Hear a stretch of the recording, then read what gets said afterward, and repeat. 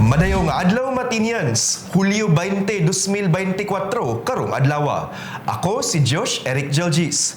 Uban ni kami alang sa mga labas nga mga balita gikan sa lokal nga panggamhanan. Ubos sa administrasyon ni Mayor Michelle Nakpilrabat. O ganiya ang atong mga headlines. Estado sa panglawas ni Mayor Michelle atong sutaon. DSWD nag-benchmarking sa Mati. Senador Bongo gibisita ang Super Health Center sa Magapo. Sa police report, usa dakpan sa bypass operation. Sa sports, Matinian Palaro 2024 medalists atong ilailahon. Ug sa feature, ang kalampusan sa Macambo Lumad Mushroom Growers atong sayron. Kana ug uban pa sa pagbalik sa Ang Mati karon.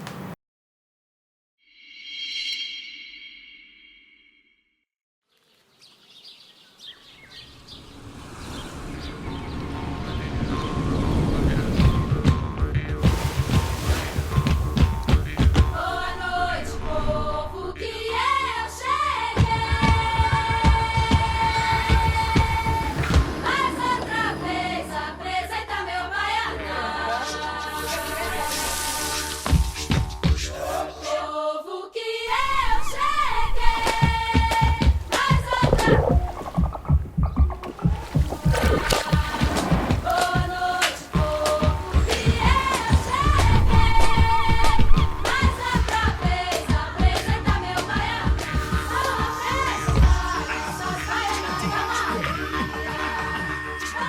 Mati is where to be. Make it Mati. Maganahay nga di.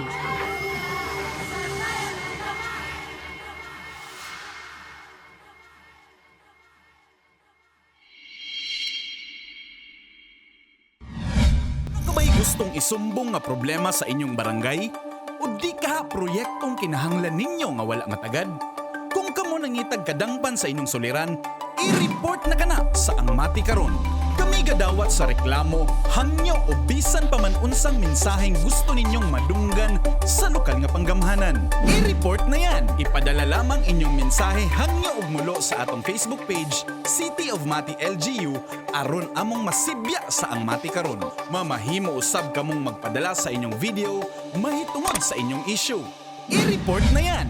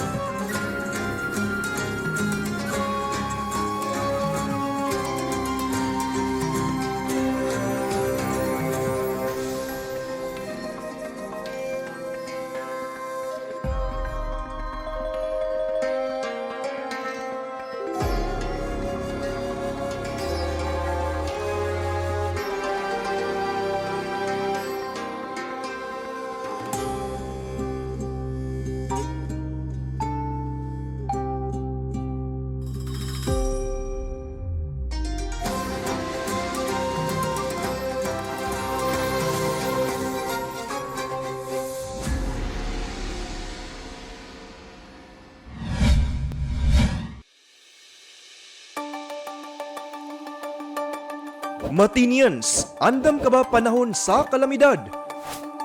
Ang Go Bag usa sa mga alibyo aron kaminusan ang epektong hatod sa kalamidad o emerhensiya. Ali, tabangan ta ka magprepara og Go Bag aron ready ka pirmi. Una, iandam ang sinina ug uban pang bisti nga magamit sulod sa duha hangtod tulo ka adlaw. Pagkaong di dali mapano sama sa dilata, biskwit, noodles ug uban pa. Tubig mainom, kutsara, tinidor, plato ug plastic bags.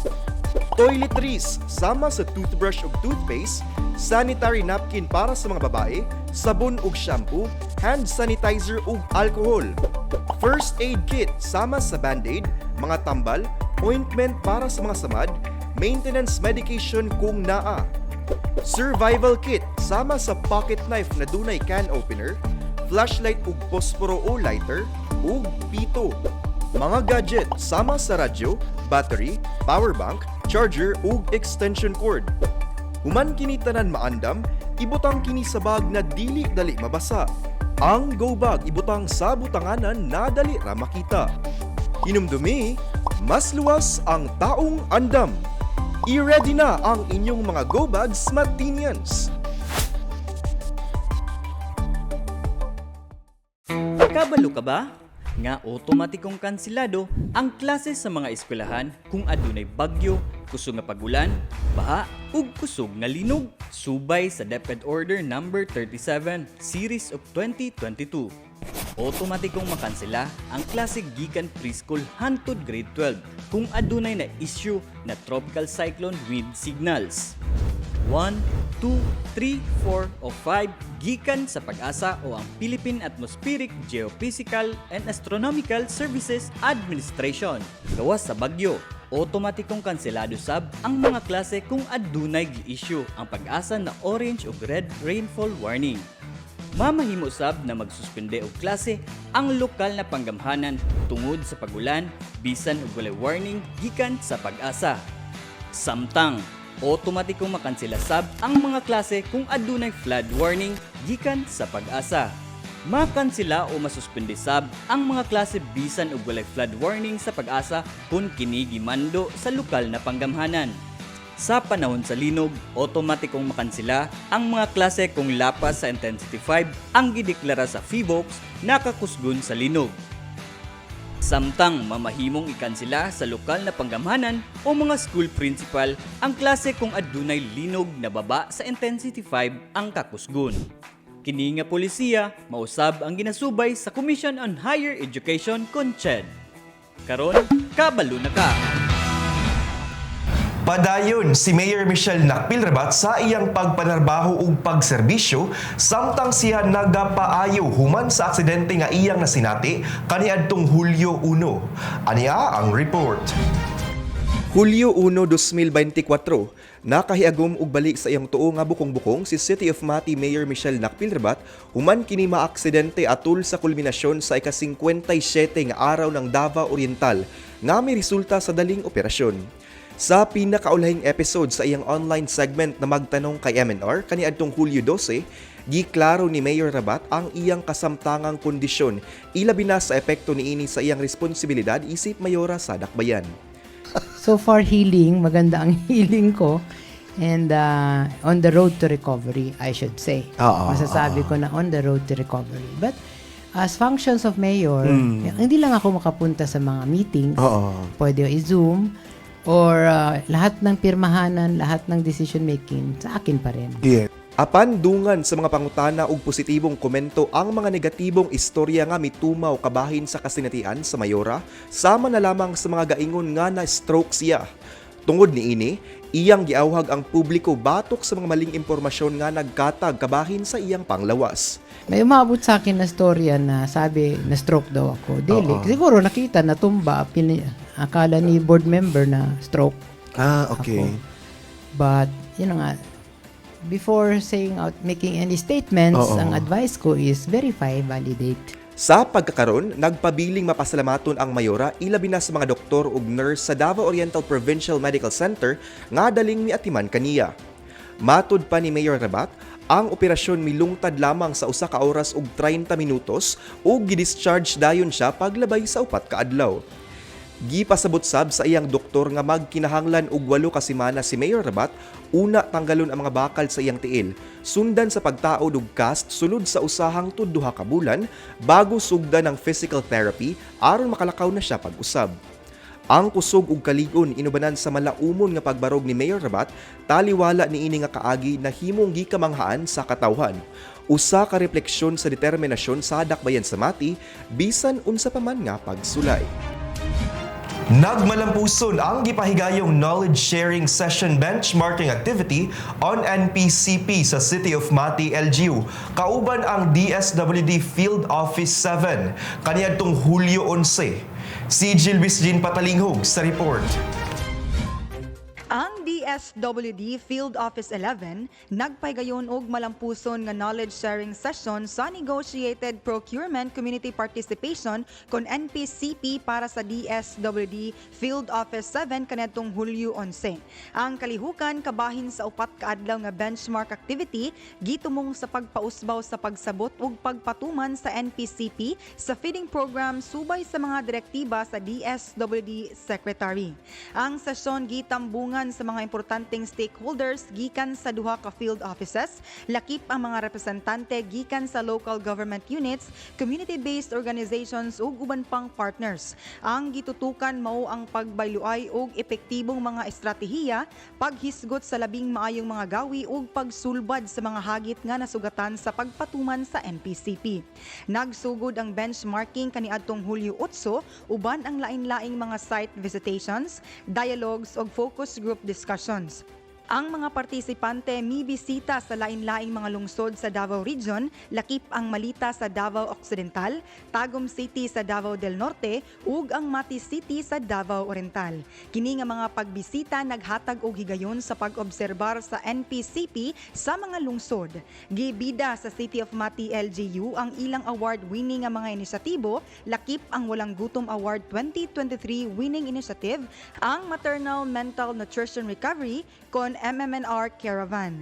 Gihatagan usab nila og gibugaton ang pagtinabangay nga mga paningkamot kauban ang DepEd Mati School Division og Mati Greencom Society nga mipaambit usab sa ilang mga ideya, katuyuan ug kalampusan nga nagpasiugda sa papel sa NPCP sa edukasyon ug mga inisyatiba sa kinaiyahan. Highlight usab ang field visit sa Model Community Urban Garden sa Matiaw nga gidumala sa Greencom Society ug ang Kalaparan Agrarian Reform Beneficiaries Association kon Carbena Dairy Box, diin sila nakigbahin sa usa ka focus group discussion uban sa mga miyembro sa Carbena. Tumong niining kalihukan nga gihangyo sa DSWD Field Office 7 mao ang pagkat-on og pagreplika sa malampusong mga gawi gikan sa Rehiyon 11 sa ilang kaugalingong rehiyon. Different programs ni siya nga pwede na mo i-adopt ang mga strategies nga implemented here sa Mati so that ma-improve po ang amo ang mga implementation dito no sa among region. So first, when everything was presented no based on the galing po man to siya nga sa ni featured ninyo or package nga mga interventions here in the LGU, which is na appreciate gyud namo siya. Actually nana na siya existing in the region but somehow ang Mati made it extra special kay aside from implementing the regular programs, giadan pa jud siya og mga special programs and special initiatives from the Mati LGU. So muna siya ang amua diri nga nahimong special is we get to know the programs sa Mati City and ang programs at partners pod nga included sa LGU nga initiative no. So na appreciate jud namo ang pag-share sa LGU so that we can also share it with other LGUs sa Region 7. Ang realization no, wala ning tanan kung wala pud ang LGU Mati. Gipasiugda sa maong kalihukan ang kamahinungdanon sa partisipasyon sa komunidad sa pagkabot sa seguridad sa pagkaon ug pagpakita sa labing maayong mga inisyatibo ning dakbayan sa Mati nga magsilbing modelo sa ubang mga komunidad. Kini si Jilbis Jean Patalinghog para sa ang Mati karon. Padayon ang pagpanghatag ni Senator Christopher Lawrence Bongo og ayuda sa dakbayan sa Mati human masundan ang bago lang iya nga pagbisita kaniadtong Hulyo 29. Si Jasmine Tias sa report. Ni bisita pag-usab si Mr. Malasakit Senator Christopher Lawrence Bongo dinhi sa dakbayan sa Mati alang sa paghatag og ayuda kaniadtong Hulyo 13, 2024 sa Barangay Dahican Covered Court. Mukabat sa 1,672 ang kinatibuk-ang benepisyaryong natabangan nga gilangkuban sa mga barangay nutrition scholars, porters, women officers, mga inahan ug single moms. Sama sa mga milabay na pagbisita sa maong senador, siya gihapon mismo ang mihatag og mga grocery package, sapatos, cellphone, mga bola, bisikleta ug uban pang dugang sa ayuda nga nadawat sa mga benepisyaryo. Samtang isip suporta, mitambong sab si Barangay Kapitan Eric Rabat, inubanan sa mga city councilors na sila Konsehal Jerome Darenghirang, Sander Bong Alcantara, Kobe Capinya Jr. ug Roger Pabio. Subay niini gibisita sab ni Senator Bongo ang Super Health Center sa Barangay Dahican, na mao ang pinakaunang gitukod sa tulo ka SHC sulod sa dakbayan sa Mati. Isip chairperson sa Committee on Health and Demography ug Sports sa Senado, usa sa iyang gipangunahan na programa mao ang Malasakit Center na dakong tabang alang sa medikal ug panlawas na aspeto sa katawhan. Kini si Jasmine Tia para sa Ang Mati Karon. Sa among pagbalik, bypass operation gipahigayon. Matinyan Palaro 2024 medalists atong ilailahon. Ug ang kalampusan sa Macambo Lumad Mushroom Growers atong sayron. Kana sa pagbalik sa Ang Mati Karon.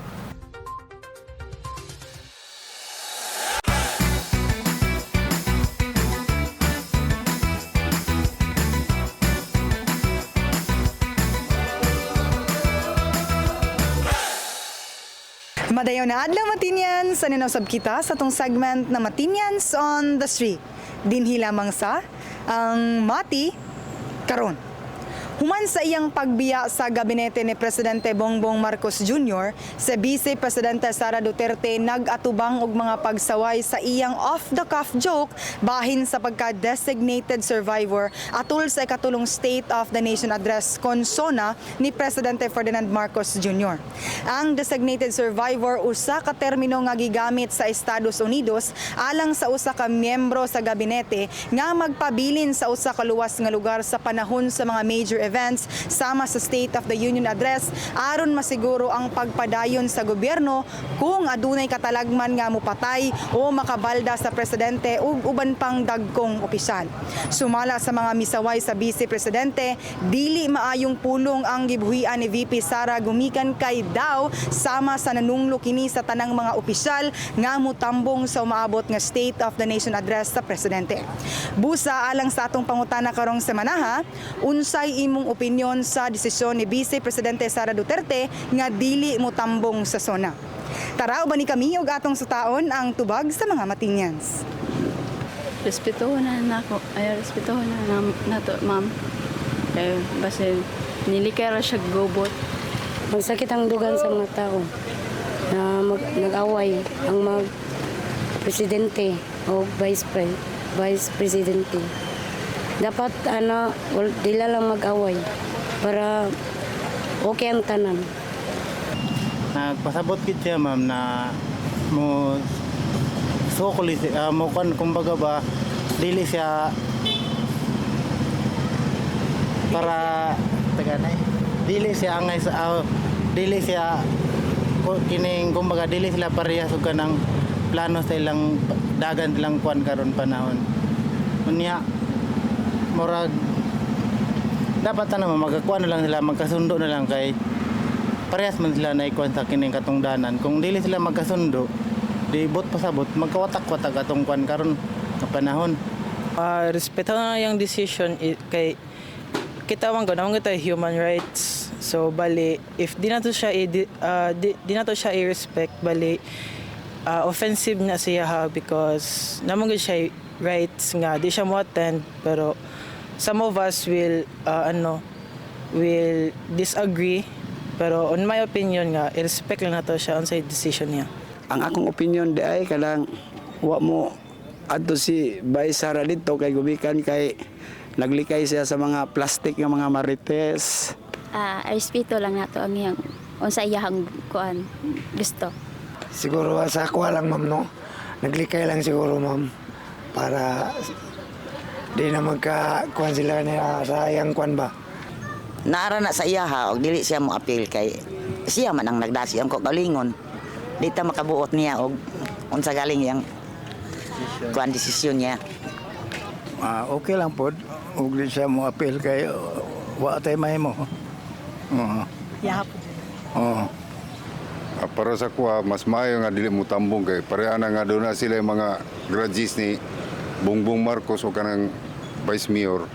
Nga malambay git pa dito kang kisa to katong iyang igsoon ni kuha si Basi pahinog mahimo lang gobot. Mas tama-tama nga dili na sila mga lambong. Para sa kuha, kami mga kuha, tama na nga dili na tambong nga.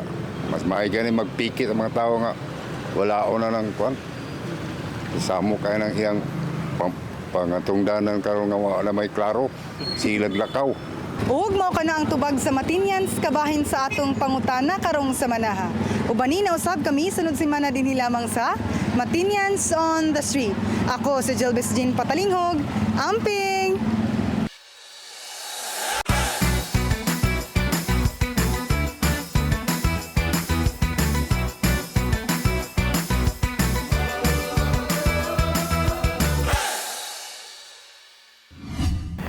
Ikapito sa regional level nga high value individual kon HVI sikop sa kapulisan atol sa gipahigayong bypass operation sa Barangay Sentral ning Dakbayan sa Mati. Si Nash Tiguelo sa dugang detalye.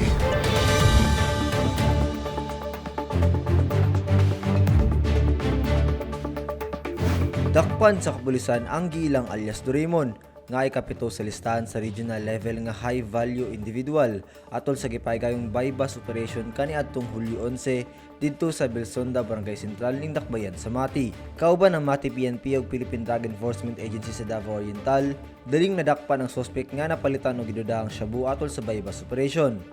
Gawas pa dinhi ang bypass money nga 5 kagatos ug uban pa.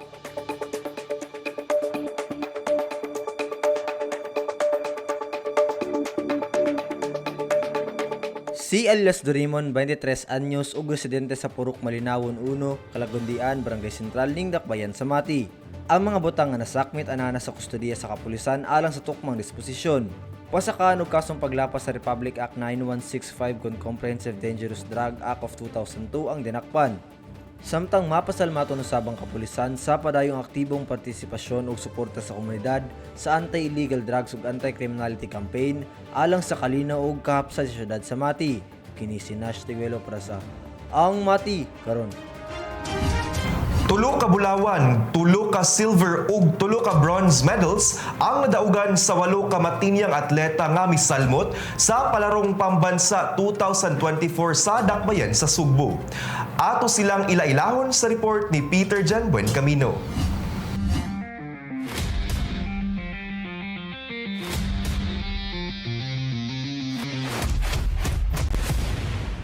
Mihakot og medalya ang mga batanong atletang Matinyans sa milabay na palarong pambansa 2024 dito sa syudad sa Sugbo. Ang mga Matinyan athletes midugang kusog ngadto sa delegasyon sa mga Dabawenyong atleta na nakigtigi sa nasyonal na level ug karon miharos og ubay-ubay nga medalya sa mga naglahing sporting events. Pipila sa mga batanong representante sa maong kompetisyon, mga back-to-back gold medalist sa palarong pambansa nga mao sila Feby Charis Habilles Taekwondo, secondary welterweight girls category gold medalist, ug Damon Prado para games sa athletics gold medalist na midumina sa shot put. Dili gayud mapungan ang kusog sa mga Matinyan athletes sa managlahing sporting events sa giingong kompetisyon, mao kini ang ubang Matinyans nga nagmadaogon og naghatag garbo sa Dakbayan sa Mati. Aniya ang result sa milabay nga palarong pambansa 2024.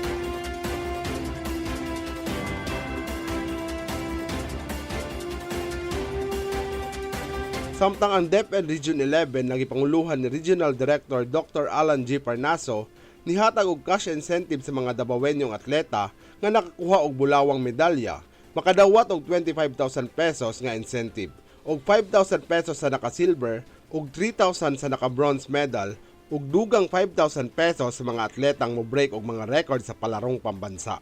Kini si Peter Jen Camino para sa Ang Mati karon. Usa sa mga talagsaong produkto dinhi sa Mati mao ang mushroom kun uhong. Gawas sa ginahimo na kining ingredient sa pansit bobon, laing produkto gikan niini mao ang mushroom seasoning powder ug mushroom chicharon. Si Albert Louis Villar Jr. sa report. Tang mga Pinoy hilig gayud mukaon. Sa karon ug unya, kita mangita og mga bag-o sa panlasa. Ang mushroom kasagaran natong makaon nga labas pa nga ginasagol sa mga sudan.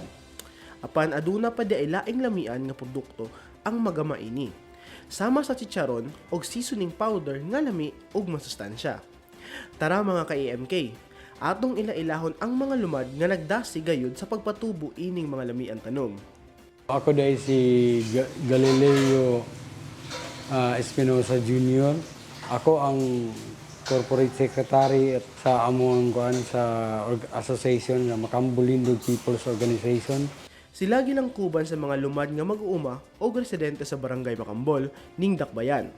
Nga gipanguluhan sa edaran apan abtik gihapon nga si Mr. Nole Rodriguez. Lindog People's Organization, registered siya sa SEC o sa DOLE sa 2017, April 7, 2017. Primero ang among members good is 50. So sa pagkakaroon na 36 na lang may active members. So nanay nag-pass away, ano ba?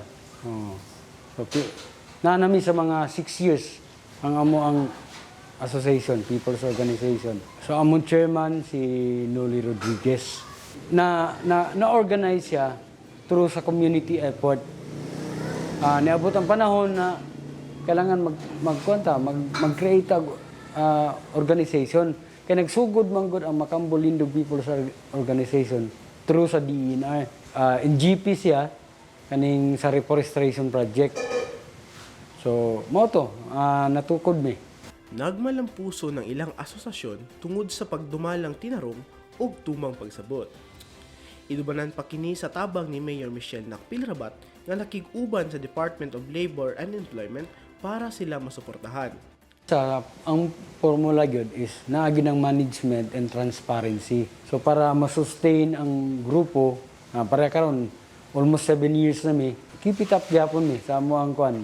From bamboo, reforestation projects under sa DENR, tapos na-adapt na mi 2020, katong mushroom project na sa LGU. Karon gisuportahan sa mga other agencies like DOLE, DOST, so DTI. Particularly good ang kwan, specifically katong yung kang Ma'am Michelle na sa LGU, livelihood, tupad. Pero dili sa manikayan ang mga kalisod nga masinati sa usa ka asosasyon. Hilabihan na sa kalisod sa pagpatubo ining tanuma. So kung mga challenges, specifically, naagid number 1 is ang financial. So at least na-overcome man po namo kay nag-income naman. Bamboo, tapos mushroom.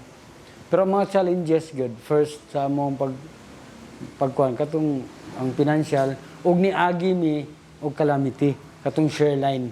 Ang the whole farm nam sa mushroom na bahaan. Nabahaan mo to. Sige gapon, bahala na. Para sa trial lang gid siya na dapat mapa-stronghold yun ni mga organization as iskapon ang mga members. Ito man ang mga challenges, calamity. Bisan pa man, wa gayud nagpabutabungol ang administrasyon MNR sa mulo sa mga lumad sa Makambol.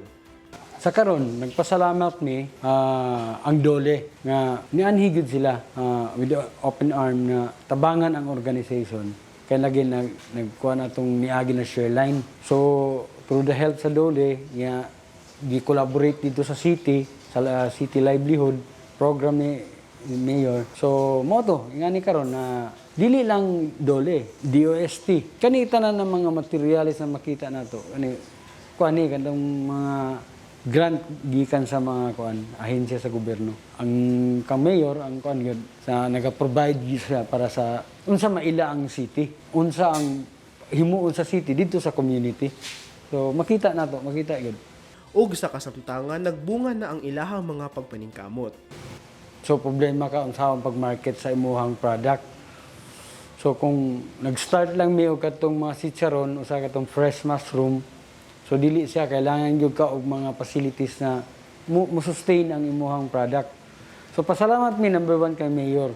Kay siya gid ang nag-introduce mismo sa iyang restaurant, kanang Siangi restaurant.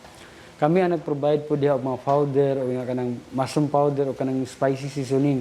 So karon na po siya program nga i-adapt na po siya through sa kanang Adelina Hotel. Napo tay pasalubong center, napo tay Welcome Davao Oriental. Mao na ang mga market na among ginakuan. Yung mga target gid siya. Tapos napo tay walk-in. Napo nga na dili lang sa Makambol. Kusog ang mushroom diri. Buy local, support local products. Kini si Albert Louis Villar Jr. para sa Ang Mati Karon. Aniya ang orden de ejecutibo ug mga aktibidades sa atong halangdong Mayor Michelle Nakpilrabat karong semanaha.